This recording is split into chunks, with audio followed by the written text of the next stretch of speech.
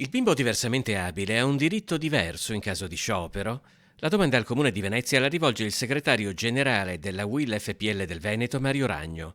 Lo sciopero in questione è del 15-16 febbraio ed è stato indetto dalla FISI, la Federazione Italiana Sindacati Intercategoriali.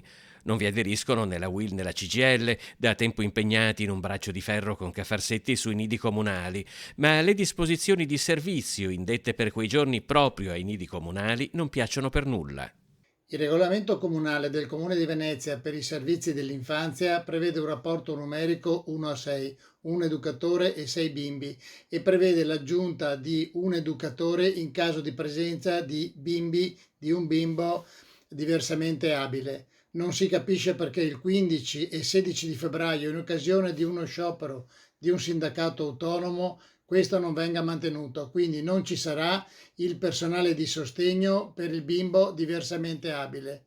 Mario Ragno ha espresso le sue perplessità in una lettera aperta indirizzata alla dirigente alla pubblica istruzione del Comune di Venezia, al direttore e all'assessore del personale e, per conoscenza al sindaco, a tutto il personale educativo e ai rappresentanti dei genitori. Questo significa che il Comune di Venezia non rispetta nemmeno le regole che si dà e nel caso dei bambini diversamente abili togliergli il sostegno in alcune giornate, come quella dello sciopero, crediamo che sia un segno di inciviltà.